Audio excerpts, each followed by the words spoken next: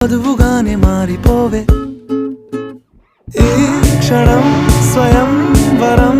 ఇవాళ సంబరం ఈ